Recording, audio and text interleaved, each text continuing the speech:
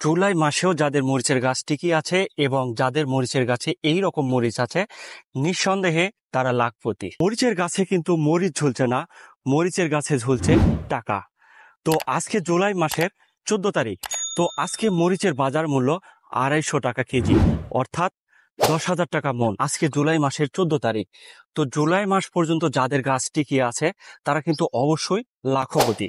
তো আপনারা একটু লক্ষ্য করে দেখুন যে গাছে কিন্তু অসংখ্য মরিচ ধরেছে, অসংখ্য মরিচ ধরেছে। তো একটা গাছে কিন্তু মিনিমাম হাফ কেজি মরিচ, সর্বোচ্চ 1 কেজি পর্যন্ত মরিচ আছে। যদি সর্বোচ্চ 1 কেজি মরিচ হয়ে থাকে তাহলে একটি গাছে কিন্তু 250 টাকার মরিচ ধরে আছে। আসসালামু আলাইকুম সুপ্রিয় দর্শকবৃন্দ, আশা করি সবাই ভালো আছেন। আমিও ভালো আছি আপনাদের ভালোবাসায়। সবাইকে প্রীতি ও শুভেচ্ছা জানিয়ে শুরু করছি আজকের ভিডিওটি। তো আপনারা বর্তমানে দেখতে পাচ্ছেন আমি একটা মরিচ খেতে অবস্থান করেছি, অসাধারণ একটি মরিচ খেতে অবস্থান করেছি। তো আমি এই মুহূর্তে বাজার মূল্যের উপর নির্ভর করে আমি বলতে পারি যে এটা একটা মরিচের ক্ষেত নয়, এটা কিন্তু একটা টাকার ক্ষেত। বর্তমান মরিচের বাজার প্রসঙ্গে কিন্তু আপনারা অবশ্যই অবগত আছেন যে মরিচের বাজার মূল্য কত। আজকে কিন্তু মরিচের বাজার মূল্য 250 টাকা কেজি, অর্থাৎ 10,000 টাকা মন। আপনি যদি 10,000 টাকা মন মরিচ বিক্রি করতে চান তাহলে কিন্তু আপনার জন্য আজকের ভিডিওটি অত্যন্ত গুরুত্বপূর্ণ। কেননা জুলাই এবং আগস্ট মাস পর্যন্ত মরিচের গাছ টিকিয়ে রাখা কিন্তু অত্যন্ত চ্যালেঞ্জিং বিষয় হয়ে দাঁড়িয়ে যায়। আপনি কি জুলাই এবং আগস্ট মাস পর্যন্ত মরিচের গাছ টিকিয়ে রাখতে চান? তাহলে কিন্তু আপনাকে অবশ্যই আজকের দেওয়া টিপস ফলো করতে হবে। আপনারা সবাই অবগত আছেন যে প্রত্যেক বছরে জুলাই এবং আগস্ট মাসে মরিচের বাজারে কিন্তু আগুন লেগে যায়। মরিচের বাজারে কিন্তু সর্বোচ্চ হয়ে যায়, সর্বনিম্ন কিন্তু 200 টাকা কেজি এবং সর্বোচ্চ কিন্তু 500 টাকা কেজি মরিচের বাজার উঠে থাকে।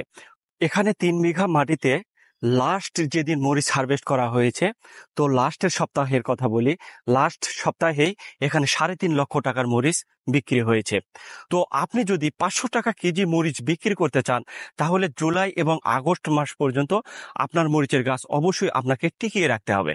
মরিচের গাছ জুলাই এবং আগস্ট মাস পর্যন্ত টিকিয়ে রাখতে যে করণীয়গুলো আমাদেরকে ফলো করতে হবে, প্রথমে আমাদেরকে যে পদক্ষেপটি নিতে হবে সেটি হচ্ছে ভালো একটি জাত নির্বাচন করতে হবে। তো এখানে যে জাতের মরিচ চাষাবাদ করা হয়েছে সে জাতের উপরে কিন্তু আমি আপনাদেরকে ধারণা দেব। তো এখানে মূলত চাষাবাদ করা হয়েছে বিজলি 2020+ জাতের মরিচ এবং প্রিমিয়াম জাতের মরিচ। তো এই হাইব্রিড জাতের মরিচ আপনারা যদি সঠিক নিয়মে চাষাবাদ করতে চান, সঠিক নিয়মে যদি চাষাবাদ করতে পারেন তাহলে কিন্তু এই হাইব্রিড মরিচের গাছ অনেক দিন পর্যন্ত টিকিয়ে থাকবে এবং বাজারে কিন্তু সর্বোচ্চ মূল্যে আপনারা মরিচ বিক্রি করতে পারবেন। তো তারপরে আমাদেরকে কি করতে হবে? তারপরে আমাদেরকে মাটি নির্বাচন করতে হবে।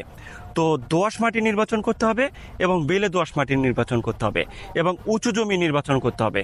যদি এই তিনটার ভিতর যে কোনো একটি অবস্থান যদি আপনার থাকে তাহলে কিন্তু জুলাই এবং আগস্ট মাস পর্যন্ত আপনি মরিচের গাছ টিকিয়ে রাখতে পারবেন। তো জুলাই এবং আগস্ট মাস পর্যন্ত মরিচের গাছ টিকিয়ে রাখতে আমাদেরকে কিভাবে মরিচ চাষাবাদ করতে হবে? আমাদেরকে আধুনিক পদ্ধতিতে মালচিং ফিল্ম পদ্ধতিতে আমাদেরকে মরিচ চাষাবাদ করতে হবে। মরিচ চাষাবাদ করলে দেখা যায় যে গাছের গোড়ায় বর্ষাকালীন সময়ে কিন্তু গাছের গোড়ায় পানি জমে এবং পানি জমার ফলে গাছে কিন্তু ব্যাকটেরিয়া উইল্টের আক্রমণ হয়, ফলে কিন্তু মরিচের গাছ মারা যায়। তাহলে আমরা কি করব? আমরা মালচিং ফিল্ম পদ্ধতিতে মরিচ চাষাবাদ করব এবং মাটির তাপমাত্রা ঠিক থাকে। আপনারা কিন্তু অবগত আছেন যে হঠাৎ করে বৃষ্টি হচ্ছে, আবার হঠাৎ করে তাপমাত্রা বৃদ্ধি পাচ্ছে।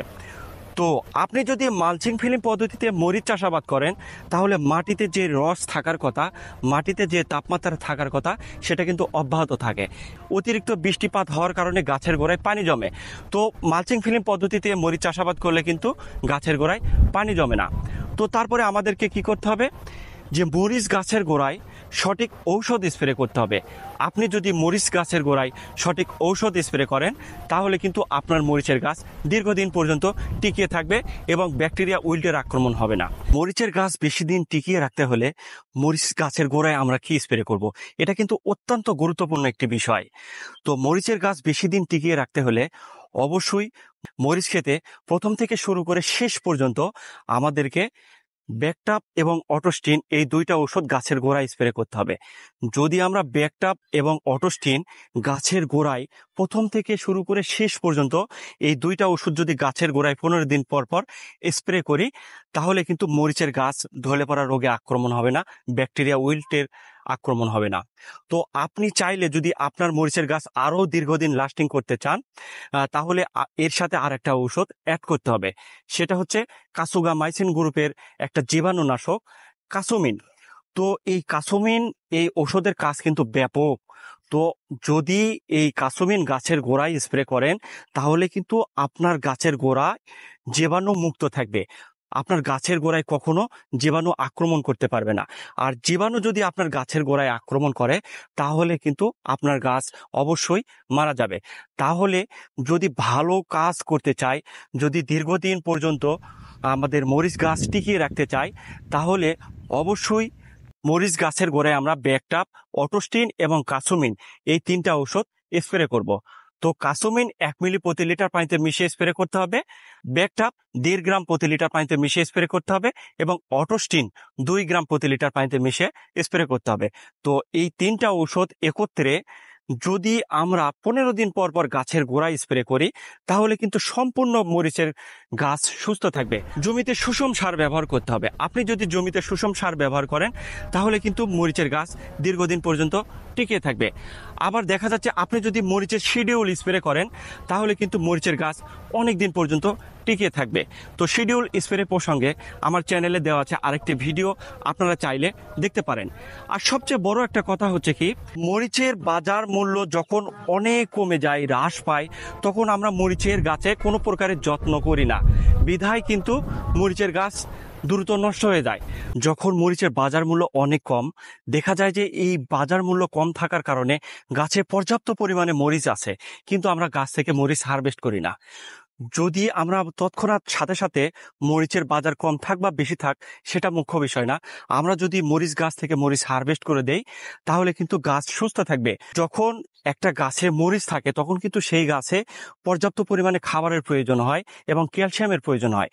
যদি দেখা যায় মরিচ গাছে মরিচ বেশি দিন পর্যন্ত রাখতে চাই, অনেক সময় রাখি, তখন কিন্তু সেই গাছটা হলুদ বর্ণ ধারণ করে এবং খাবারের যতটুকু প্রয়োজন অতটুকু কিন্তু খাবার নিতে পারছে না। একদিকে ফুল আসছে, একদিকে ফল আসছে, একদিকে গাছটা বেঁচে থাকতে হয়। এই জন্য কিন্তু আমরা বড় ধরনের একটা ভুল করে থাকি, গাছে যখন মরিচ থাকবে তখন কিন্তু সাথে সাথে মরিচ হারভেস্ট করে দিতে হবে।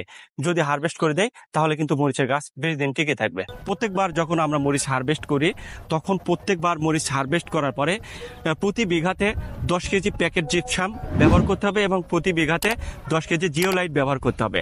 তাহলে কিন্তু গাছের যে ক্যালসিয়ামের ঘাটতি থাকে, সেটা কিন্তু পূর্ণ হয়ে যাবে। যখন আমরা মরিচ চাষাবাদ করি, দেখা যায় যে গ্রীষ্মকালীন সময়ের তুলনায় কিন্তু বর্ষাকালীন সময়ে মরিচের সাদামাছি পোকার আক্রমণ বেশি হয়, ফলে কিন্তু পাতাগুলো কুঁকড়িয়ে যায়। তো আমরা সাদামাছি পোকা দমনের জন্য কি করতে পারি? সবচেয়ে বেশি গুরুত্ব দিতে হবে সাদামাছি পোকার দিকে। সাদামাছি পোকা যদি আমরা দমন করতে পারি, তাহলে কিন্তু পাতাগুলো কুঁকড়িয়ে যাবে না।